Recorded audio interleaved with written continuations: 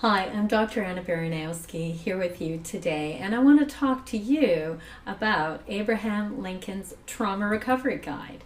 No kidding. So, somebody shared with me Lincoln's story, and it reminded me of how we're all wired with this incredible mechanism to recover after trauma. I want to tell you about this story because it really is such a great lesson of how people navigate after terrible life events. And what I really love is for you to send me your short video stories of how you navigated through your own trauma recovery. Or if you're a clinician, how one of your clients recovered, or what you see in terms of recovery in your own practice. Because what we're really trying to do is understand how people are getting over traumas to help us learn better how to help you.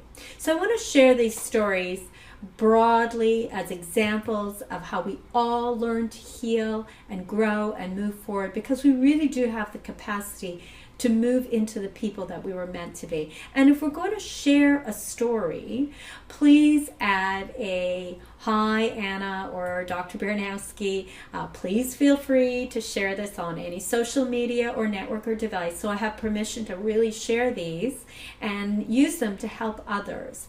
This is going to be allow me to make comments or to include it in any of the work that we're developing in terms of trauma recovery. And we feel really strongly about the projects that we're developing that are really focused on helping trauma survivors. So here's Lincoln's story, and thanks to John for sharing this with me.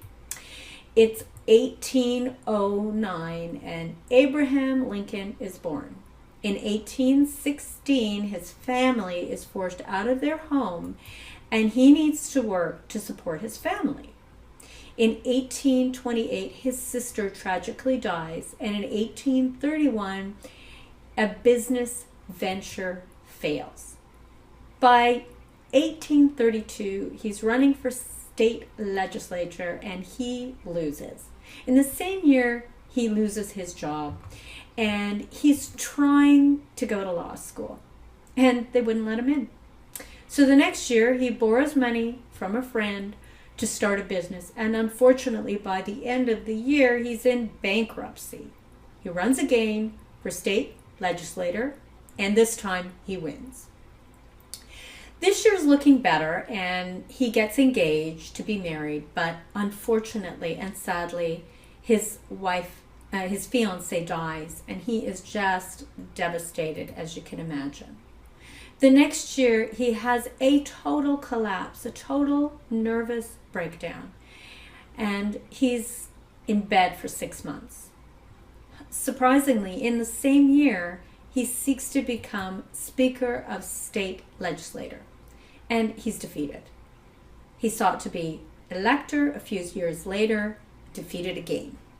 By 1842, he marries Mary Todd, and they have 4 boys, but only one lives to maturity.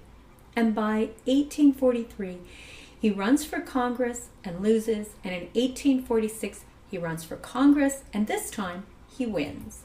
So he moves to Washington, and he runs for re-election 2 years later. The next year, he seeks the job of land officer in his home state, and he doesn't get the job. In 1850, his son Edward dies. In 1854, he runs for Senate. He loses. In 1856, he seeks a vice presidential nomination at a national convention, and he gets less than 100 votes.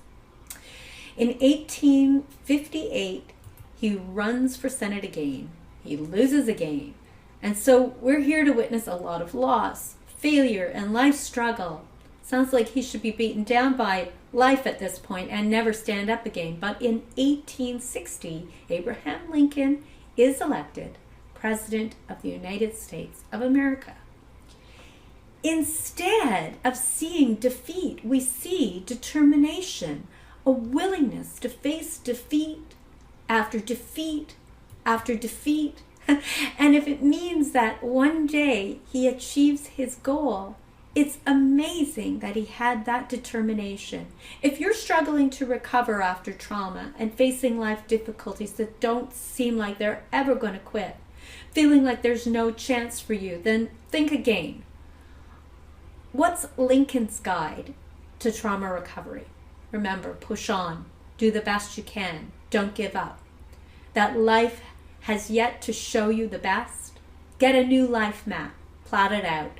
Stay with the program, move forward towards your own goals, and stay dedicated, because small steps in the right direction tend to pay huge dividends.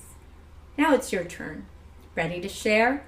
Send me a video, keep it under 5 minutes, and add, please feel free to share with other statements so that we can add this to our body of work to encourage everyone as they recover after trauma. Every single story has the potential to help another person move one step closer to their own recovery. I hope this story brings you one step closer to your own healing journey.